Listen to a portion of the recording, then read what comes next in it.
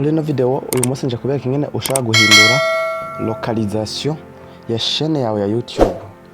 Muramenyereye mubona abantu benshi mufite amashene nk'akarorero muri ngaha muri YouTube Studio. Yes, muri YouTube Studio moja nko ngaha kugira monetization bacha bakwereka ngo monetization is not available in your location.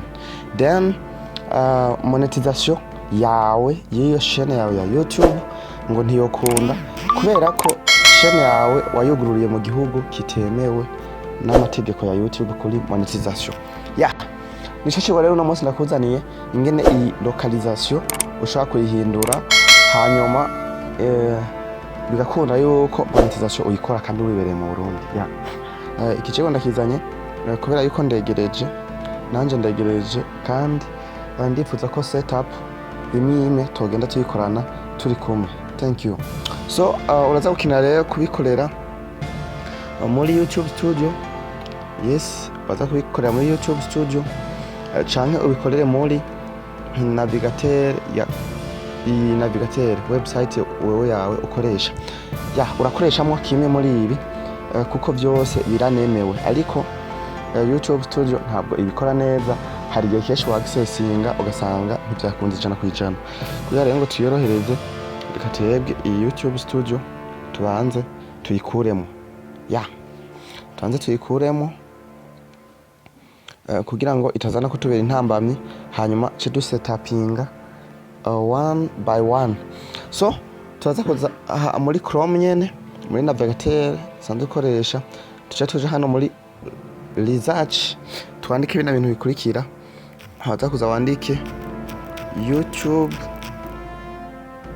akaburungu com agakwego gahiritse studio uku, hanyuma numara kubyandika uzakuja kuri kano karongo ka hano hepfo akangaka ko kuri clavier ka entre ndazi nta muntu n'umwe atagafise, hanyuma uvyandike nkuko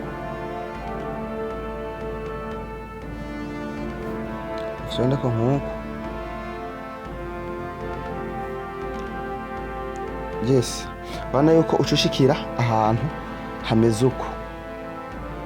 Ico uraza gukenera uza gucuza fyonde ahantu ngiye kukwereka, uraza gucuza ufyonde kwa tuno tuburongo dutatu hano hejuru.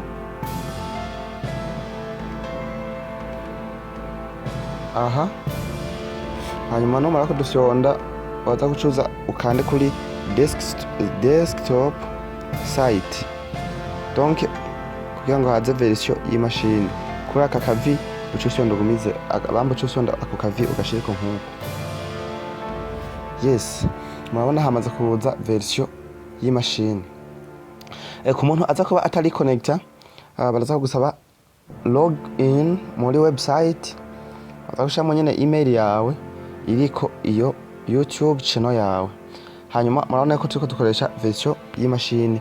Ubu byamaze kuza nkujewe reka nihitiremo iyi chaîne iyi. Cyo duhitamo iyi chaîne iyi imubona hariya hejuru, cyo tufyonda kuri iyi foto yayo uku. Hanyuma negambire ku bantu bakunda kuvuga ngo ntibibona, ngo twebwe ngo ntibibona. None ntibibona gute? Ko nabigishije ingene wongereza quality ya video kuri YouTube. Noba zino video tuzikoresha telefone, ntituratera intambwe, ntituratera imbere. Mugabo nko mu diaspora byotera isoni nyene akabona ati aba bana barafite impano ahubwo babuze ibikoresho. Nta ngorane kutugurira igikoresho tuzokimusubiza twakora monetization. Murabona ko monetization tunayitanguye turanayegereje. So aza reka ndabikwege kugira mu mera nk'abayibona. Ndabizuminge turabe, ndaza gusonda kuri iyi foto nyene nk'ibisanzwe. Hanyuma ndagucanja gusonda hano handitse YouTube Studio. Nshaka handitse YouTube Studio aka kajambo niko cyafyonda uko. Hanyuma ntegereze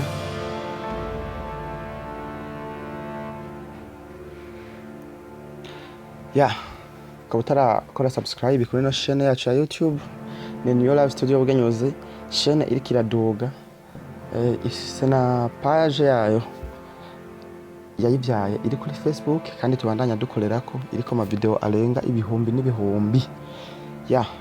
Washaka gusimbira naho nyene ukadushigikira, ukadushigikira. Hano cha dushanda kuri continue.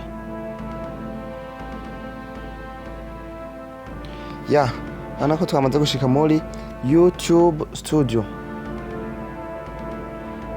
twamaze kuba twishikira muri YouTube Studio. Aha rero niho hakorerwa byonse, niho habera byose, niho habera na monetization, byose tuzoza turabirabira ngaha. Hanyuma my people, ino hepfo mwikeri, reka ndabereke. Aha ndibaza muri ko murabona yo, ino hepfo hariyo akamenyetso ka parametre, hariyo agasembole ka parametre, niko uzagucuza ugafyonda ko aha hepfo akamenyetso ka parametre, ugafyonda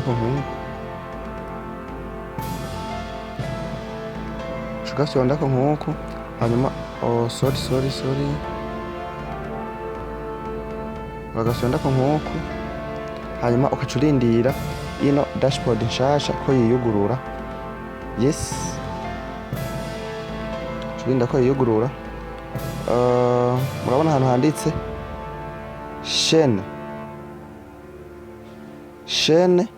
shusho hano handitse chaîne, ahantu murabona ahantu handitse chaîne hano nyene ibubamfu, ushusho kuri no jambo ryanditse ko chaîne cyangwa se channel.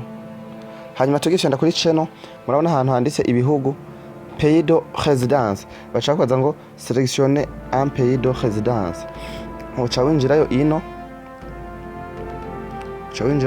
aha nyene ahanditse sélectionner un pays de résidence, bashaka kuzana liste y'ibihugu vyinshi, bitandukanye. Barakuzanira za Peru, za Philippines. Donc aha urabona neza. Kampere ku ntango ndabereke. Aha no Burundi bwacu nta nubwo burimo. Iki ni cerekana ko Uburundi bwacu butari eligible. Ndi hano muri za B, bane yuko turafise Bahrain, Bangladesh, Belgique, Belarus, Bolivie, chatuja kuri Cambodia, Canada. Hariyo za Canada, za USA. Wowe donc uturaba igihugu uhitamwo. Kenya, reka turabe Kenya kwirimo, kuko Kenya nayo yateye imbere, ariko abaturanyi bacu bo mu Rwanda nabo ntabwo barimo. Kenya ngiyi aha hepfo, Kenya nkunda ashaka guca selection jewe Kenya. Murabona ko Kenya yamaze kuza ngaha. Hanyuma hano hepfo murabona ahantu handitse enregistrer, cyafyonda kuri enregistrer. Hanyuma parametre zanje za monetization muri ico gihe zikaba ziraciyemo. Sinzi ko mwabisobanukiwe neza. Reka ndabereke. Ni ukuvuga akantu nibaza mwaba mutabonye neza, naka ko ngaha hepfo, aka parametre kari no hepfo mwikeri, ntihanditse ko parametre, ahubwo haza kajya gasembole ka parametre. Waba ugafyondeko nkuko, hanyuma uheje ugafyondako ucubona ijambo ryanditse ko channel.